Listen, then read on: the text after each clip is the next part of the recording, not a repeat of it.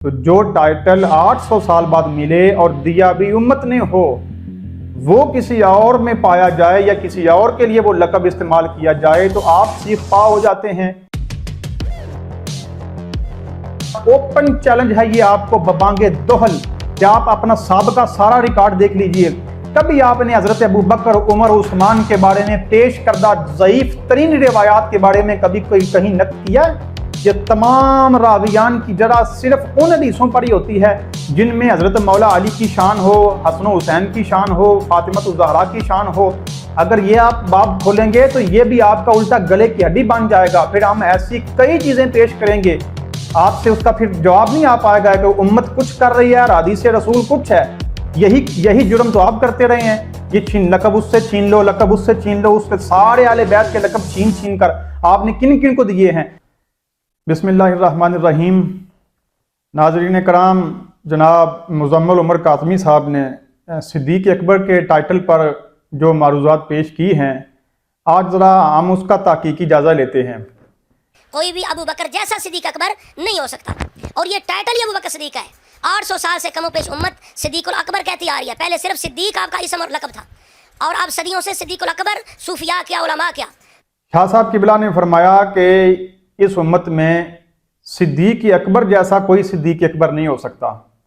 سوال یہ ہے کہ یہ کہہ سکتے ہیں آپ کہ ابو بکر جیسا کوئی نہیں ہو سکتا، صدیق اکبر جیسی صداقت کسی اور کو حاصل نہیں ہے، یہ آپ نے کہاں سے اخذ کر لیا ہے؟ پھر آپ نے فرمایا جی 800 سال ہو گئے ہیں اس امت کو یہ ٹائٹل دیے ہوئے، پہلے صدیق کہتے تھے حضرت ابو بکر رضی اللہ تعالیٰ عنہ کو، پھر صدیق اکبر کا ٹائٹل تو 800 سال بعد سے لے کر اب تک وہ رائج ہے۔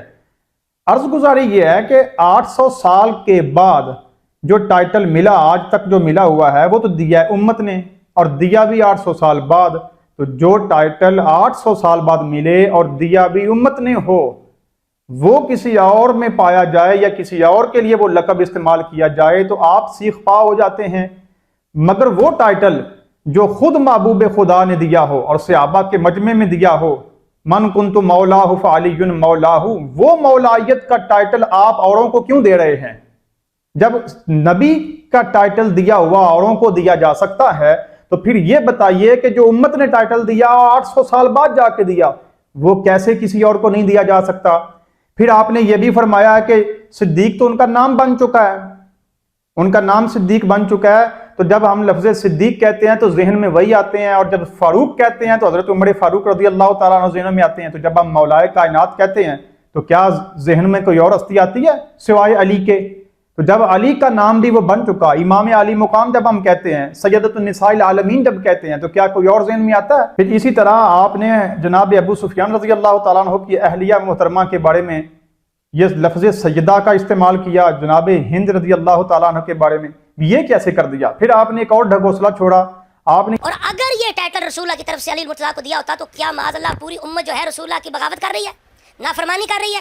سارے صوفیاء علماء اللہ تعالیٰ سے اس کے رسول سے جنگ کر رہے ہیں کہ انہوں نے علی المرتضیٰ کو ٹائٹل دیا۔ یہ کہا جی یہ آپ جو کہتے ہیں لوگ کہ حضرت ابو بکر صدیق رضی اللہ تعالیٰ عنہ سے ٹائٹل جو ہے وہ صدیق اکبر والا مولا علی کو دیا گیا ہے، تو یہ جھوٹ ہے، یہ آپ امت سے جنگ کروا رہے ہیں نبی کی، کیا نبی کی ساری امت مخالف ہے؟ اللہ کے بندو، آپ نے اس ڈھکوسلے میں خود ہی رگڑا جانا ہے۔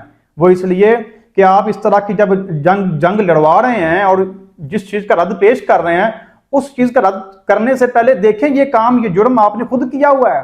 اس لیے کہ نبی علیہ السلام نے مولا کس کو کہا؟ علی کو۔ تو آپ جب نبی نے کسی اور کا مولا کہا ہے تو آپ کسی اور کو مولا کیوں کہہ رہے؟ نبی نے کسی اور کو کہا۔ پھر امت میں امام علی مقام کا ٹائٹل حضرت امام حسین کے پاس ہے، آپ نے اوروں کے ساتھ لفظ امام کیوں لگایا؟ اب آپ کہہ سکتے ہیں دیکھو جی امام اعظم ابو حنیفہ، ہم ان کو امام نہیں کہتے، ہم اوروں کو امام نہیں کہتے، تو وہ ان کے نام تو نہیں ہے نا۔ نام سے جب ہم لفظ امام علی مقام کہتے ہیں تو اس سے کیا مراد ہوتا ہے؟ یہ لفظ ائمہ اہل بیت کے ساتھ تھا، جس کے ساتھ یہ لفظ نہیں لگایا جاتا، آپ کیوں لگا رہے ہیں؟ اس کی ایک ہی وجہ ہے کہ جو شانیں، جو لقب اہل بیت کے اماموں کے ساتھ ہیں وہ اٹھاؤ اور باقیوں کے ساتھ بھی لگاؤ، تو اس جرم میں تو آپ خود لت پت ہیں۔ اسی طرح پھر آپ نے کہا جی اعلیٰ حضرت کی بات آپ نے کی کہ انہوں نے صدیق اکبر غوث پاک کو کہا، تو آپ نے آگے سے جواب یہ دیا کہ وہ لقب کے طور پر نہیں، وہ معنی کے طور پر ہے۔ कह रहे थे नबी पाक पे झूठ बोल रहे थे, बल्कि आला हज़रत पे झूठ बोला कि उन्होंने गौसे पाक को ये लक़ब दिए। लक़ब नहीं दिए, बल्कि वलाकिन मानाहु गैरु मुनहसरिन फी, इस बुनियाद पर कि माना मुनहसर चूंकि नहीं है तो आला हज़रत ने मानन ये कहा है, माने के तौर पे उन्हें सिद्दीक़ अकबर या फ़ारूक़ आज़म कहा है, लक़ब नहीं दिया। ये झूठ बोला आपने आला हज़रत रहमतुल्लाह अलैह पे। और मुझे ये बताइए, जब वो माने के तौर पर है तो आज से फिर हम भी हज़रत मौला अली को सिद्दीक़ अकबर माने के तौर पर ही कहेंगे। हज़रत अली अल मुर्तज़ा को हम भी ज़ुन्नूरैन माने के तौर पर, दो नूरों वाले हम कह सकते हैं। वाकई उनके पास दो नूर थे, तो माने के तौर पर उनको ज़ुन्नूरैन कहा जा सकता है। हम कौन को सा उनको लक़ब दे रहे हैं, लक़ब जिनके हैं उनके साथ ही हैं, इनको मानन भी हम कह सकते हैं। तो ये कोई आपकी तावील जो है ना वो तुक वाली नहीं बनती, ये बेतुकी तावील आपने की है। फिर इसी तरह हम आपसे ये पूछते हैं कि सब शान अली पर जितनी भी रवायात हैं, जितनी भी अहले बैत के बारे में रिवायात आती हैं, सब पर आप लोग नकद करते हैं। न सिर्फ आप बल्कि आपके सारे हमनवा शुरू से लेकर आखिर तक देख लीजिए, जितनी अहले बैत की शान में अहादीस रिवायात वारद हैं, आप उसमें कुछ ज़ोफ़ निकालते हैं। कहीं कभी कहते हैं वो मुनकर है, कभी कहते हैं ज़ईफ़ है, कभी रावी इस पर जड़ा है। इसके अंदर रावी कौन है? ये जितनी रवायतें अबू ज़र ग़िफ़ारी से हों, हज़रत इब्न अब्बास से हों, हज़रत अबू लैला से हों, हज़रत हुज़ैफ़ा, जिससे भी इन्होंने रवायतें 5-6 बयान की हैं कुरैशी साहब ने, जिससे भी वो रावी कौन है, उनका हाल क्या है, इन्हीं के मिजाज के हैं। अब्बाद बिन यकूब राफ़ज़ी है, मोहम्मद बिन उबैदुल्लाह मुनकरुल हदीस है, हुसैन अल-अशकर गाली शिया राफ़ज़ी कज़्ज़ाब तक जरा इस पे, अली बिन हाशिम गाली राफ़ज़ी गाली शिया की जरा है, अब्दुस्सलाम अल-हरवी गाली शिया राफ़ज़ी कज़्ज़ाब तक की जरा है। ये तमाम रावियान की जरा सिर्फ उन हदीसों पर ही होती है जिनमें हज़रत मौला अली की शान हो, हसन हुसैन की शान हो, फातिमतुज़ ज़हरा की शान हो। मुझे ये बताइए, आप अपना साबिका रिकॉर्ड अपना भी और अपने हमनवाओं का भी देख लें। मेरा ओपन चैलेंज है ये आपको बबांगे दोहल कि आप अपना साबिका सारा रिकॉर्ड देख लीजिए। कभी आपने हज़रत अबू बकर, उमर, उस्मान के बारे में पेश करदा ज़ईफ़ तरीन रिवायात के बारे में कभी कोई कहीं नक़्द किया है? कभी कहा कि आज के बाद ये रिवायत बयान ना करना, ये शान उमर के बारे में, शान उस्मान या शान अबू बकर रिज़वानुल्लाहि तआला अलैहिम अजमईन के बारे में ये बयान ना करो कि इसमें ज़ोफ़ है, इसमें कमज़ोरी है, इसमें रावियों पर जड़ा है? ये सारी की सारी जड़ा, ये सारा का सारा ज़ोफ़ ये सिर्फ अहले बैत की रिवायात के बारे में आता है। असहाबे सलासा के बारे में कोई भी जितनी भी रिवायत है उसमें कोई नासबी रावी नहीं मौजूद, उसमें कोई खारजी रावी नहीं मौजूद, उसमें कोई सुकम नहीं मौजूद। हालांकि आपको पता है कि जैसे हजारों रिवायात अहले बैत के नाम पर झूठी दाखिल कर दी गई हैं, ऐसे ही हजारों रिवायात सहाबा के नाम पर दाखिल की हैं, वहां नहीं आप बोलते। मिसाल के तौर पर हुसैन मिन्नी व आना मिन्हु, अली मिन्नी व आना मिन्हु की इस तरह के दीगर अल्फाज जो अहले बैत के साथ खास हैं, आपने फलान मिन्नी व आना मिन्हु पर लोग बयान करते हैं बाकायदा मिंबरों पर। कभी आपने ये बोला कि इसमें कितना ज़ोफ़ है, कितनी कमजोरी है? क्यों नहीं बोला आपने ये बात? तब आपको ज़ोफ़ नजर क्यों नहीं आता? ये सारा ज़ोफ़ ये अली और आले रसूल के बारे में ही नजर आता है। फिर आपने कहा जी उम्मत ने इस फलां रिवायत को कबूल नहीं किया, उम्मत में फलां रिवायत को कबूल नहीं किया।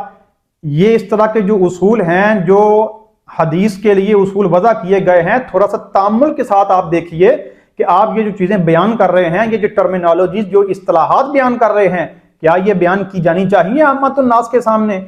अगर ये आप बाब खोलेंगे तो ये भी आपका उल्टा गले की हड्डी बन जाएगा। फिर हम ऐसी कई चीज़ें पेश करेंगे, आपसे उसका फिर जवाब नहीं आ पाएगा कि उम्मत कुछ कर रही है और हदीस रसूल कुछ है, और उसके जब आप उसमें ना मुताबिकत पैदा कर सकते हैं, ना हदीस को रद्द कर सकते हैं कि जो आपने उसूल वज़ा किया फिर हदीस को रद्द कर दिया जाएगा या तावील पेश की जाएगी। मैं आपको कई हदीसें दिखाऊंगा, उम्मत अमल भी नहीं कर रही, उम्मत उसको कबूल भी नहीं कर रही, और आप हदीसों को रद्द करने की पोजीशन में भी नहीं है। फिर आपने आखिर में ये फरमाया कि देखो जी, इल्जामी जवाब के तौर पर ये फलां साहब ने ये इस तरह के अशार पेश किए हैं, उस साहब पर भी तुफ है और आप पर भी, आपको इतना भी नहीं पता कि क्या ये बिनाए इस्तदलाल बन सकता है इल्जामी तौर पर भी? इसलिए कि उसमें मौला कुल जो अबू बकर उमर के लिए इस्तेमाल किए जा रहे हैं, तो क्या हजरत सिद्दीक़ अकबर रज़ी अल्लाह तआला अन्हु या हजरत फारूक आज़म रज़ी अल्लाह तआला अन्हु इस लिहाज से मुलक्कब हो सकते हैं? इसलिए कि ये लक़ब तो नबी अलैहिस्सलाम ने दिया है, उम्मत ने दिया होता तो आप कह सकते थे कि हम ये भी दे सकते हैं, इसको ये लक़ब ये भी दे सकते हैं। जिसका लक़ब नबी पाक ने दिया हो, आप कौन होते हैं उससे छीनने वाले? और इसी तरह फिर कहा जी अबू तुराब फलां भी हो सकता है, ये शेर में ये लिखा हुआ है अबू तुराब, हम फलां को भी कह सकते हैं। मुझे बताओ, अबू तुराब जब नबी पाक ने किसी और को नहीं कहा, आप किसी और को कहने की कैसे पोजीशन में है?